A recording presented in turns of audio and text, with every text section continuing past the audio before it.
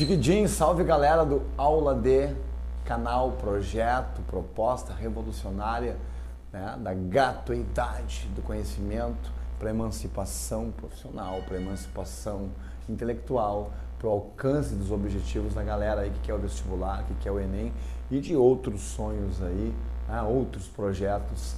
Vamos com a gente, curte, compartilha, te inscreve no canal. Eu sou o professor Marcito de História e tenho o prazer, o tesão intelectual de trabalhar junto com vocês a história do Brasil.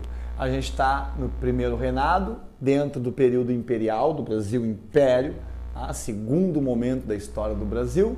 E galera, na aula passada, nos vídeos passados, a gente viu que com a independência, a construção da ordem, com a Constituição, o Brasil, obviamente, na figura de Dom Pedro, vai marcando-se, né, enquanto um país centralizador, um país conservador, onde uma elite política e econômica mantém, obviamente, o poder e quer construir um Brasil à sua imagem e semelhança. Porém, também a gente viu que o Dom Pedro I, ele acaba se mostrando com a Constituição, com os desdobramentos políticos logo no início do governo, ele vai se mostrando mais centralizador, mais autoritário e menos liberal do ponto de vista político do que queriam as elites brasileiras. Então, a partir de agora, a gente vai ver o processo de crise, o processo de desentendimento, o rompimento do cordão umbilical entre o Dom Pedro e a elite brasileira, que vai culminar lá em 1831 com a abdicação do primeiro rei do Brasil, certo? E a primeira manifestação de insatisfação, ela vem do Nordeste, é a chamada Confederação do Equador. A Confederação do Equador, galera, é uma revolta provincial, popular, ela tem elementos, obviamente, políticos da elite de Pernambuco e outras regiões, mas ela é significativamente uma manifestação popular, liberal, realmente com ideias liberais do ponto de vista político, econômico, coisa que o Brasil não é.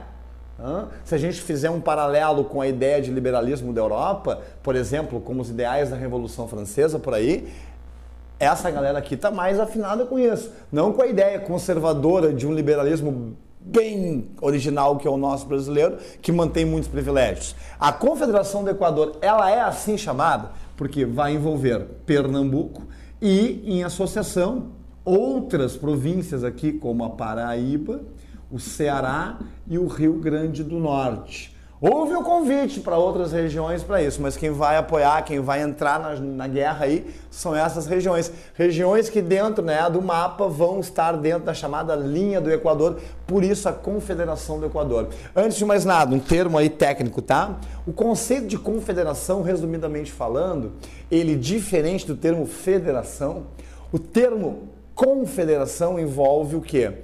No território de uma confederação, todos os membros inseridos têm autonomia total. Não existe um Estado central, não existe uma união, não existe um poder onde há uma subordinação em maior e menor grau dos outros envolvidos. Todos têm sua autonomia. E esse foi o projeto aqui. O projeto Confederação do Equador, uma revolta separatista do Império Brasileiro pelos mais diversos motivos. Está aqui, ó. Primeiro ponto. Quais são as causas da Confederação do Equador? Galera, em primeiro lugar, uma histórica insatisfação da região de Pernambuco com Portugal. Isso vem desde lá da Guerra dos Mascates, onde a galera de Olinda se revolta com os comerciantes mascates de Recife, gerando aquele anti-lusitanismo. Para o Nordeste brasileiro, Portugal nunca governou para ele, nunca pensou neles, nunca considerou. A região nordestina, e principalmente Pernambuco, sofre política, econômica e socialmente com Portugal e vai aí construir sistematicamente uma revolta, uma insatisfação marcada por um sentimento de separação. E outra coisa, nós temos aqui dentro da Confederação do Equador um resquício de uma revolta também separatista, emancipacionista lá do período colonial, que é a Revolução Pernambucana de 1817, que queria romper com Portugal. A Confederação do Equador, ela também tem como causa, galera, A situação difícil que é o Nordeste, isso vem desde o tempo da migração da capital do Brasil para o Sudeste, para o Rio de Janeiro. Então nós temos o Nordeste, do ponto de vista mais popular, meio que abandonado. O Nordeste que tem várias carências das mais diversas ordens aqui. Isso tudo vai se manifestar, isso tudo vai crescer dentro do Brasil. E se tinha raiva, se tinha um conflito com Portugal, não vai ser diferente com o Brasil independente, que para muitos aqui é uma réplica, uma reprodução da mesma política absolutista, centralizadora, conservadora de Portugal com o Império Brasileiro. E aqui, né, o autoritarismo de Dom Pedro, isso aqui pega todas as camadas sociais. O Dom Pedro I vem se mostrando nesse Brasil independente muito mais autoritário, muito mais centralista do que se imaginava, e muito mais português do que brasileiro, né? Pelo menos do ponto de vista de intenções de governo, porque o Portugal, o Dom Pedro, em primeiro lugar, fecha a Assembleia Constituinte, dissolve ela e também cria uma Constituição de cima para baixo, uma Constituição outorgada e não uma Constituição que é resultado de uma decisão coletiva, certo? Isso tudo vai gerar o quê? Vai gerar uma grande confusão, um grande conflito aqui que vai estourar na Declaração da Confederação do Equador. Entre os líderes da revolução, dessa confederação, desse movimento separatista, nós temos aqui Cipriano Barata, imortal, Barata não morre, famoso médico que participa desde lá da Conjuração Baiana, participou da Revolução Pernambucana, foi às cortes portuguesas para decidir a Constituição e o vínculo do Brasil com Portugal. Cipriano Barata, inclusive nessa época aqui, quando estoura a Revolução, ele está preso, mas ele participa da realização dela, ele participa da idealização, da construção desse movimento. Ele tem um jornal, o Sentinela da Liberdade, que vai promover aí, né, manifestações liberais republicanas contra o governo de Dom Pedro. E também o famoso Frei Caneca, um padre popular, um padre, tem o nome de Frei Caneca porque vendia canecas na sua infância em Recife, depois participa de um seminário em Olinda e ali adquire ideias liberais, ideias revolucionárias, jacobinas pela fase mais radical da Revolução Francesa, as principais lideranças aqui deste movimento. A largada, o estopim, a gota d'água é quando o presidente da província de Pernambuco, lembrando, né, que os presidentes de província não são eleitos, eles são nomeados, né, pelo imperador.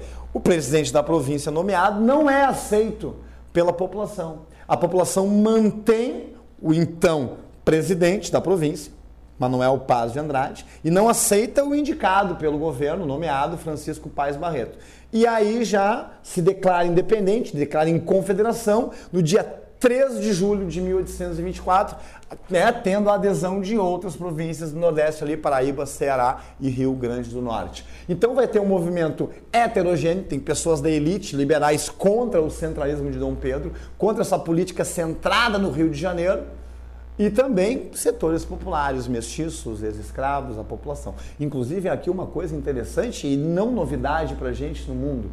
A elite desse movimento, quando vê o aumento da participação popular e da radicalização das propostas, a elite começa a se afastar. Isso é muito sistemático, isso é uma coisa interessante de analisar, não só no Brasil, mas em várias revoltas no mundo inteiro ao longo da história. Pois bem, eles, na construção da Confederação, vão promover, né, pensar, convocar uma Assembleia para ter uma Constituição. Por enquanto, adota-se uma Constituição do modelo da Constituição da Colômbia, né, recém-independente lá da América Espanhola.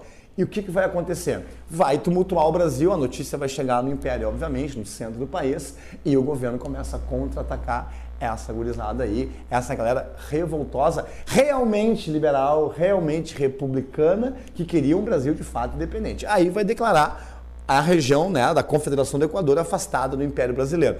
E a repressão vem.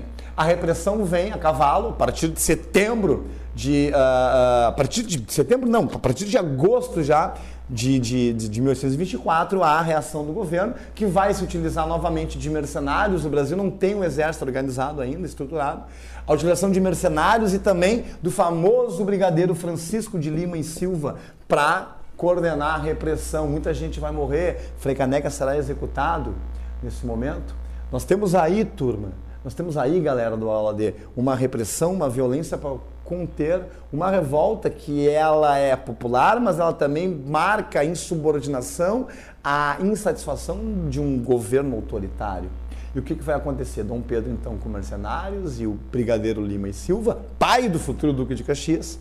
Como consequência para o Brasil, nós não temos ódios e festas a Dom Pedro. O resultado do controle da Confederação do Equador em setembro de 1824 vai marcar o quê?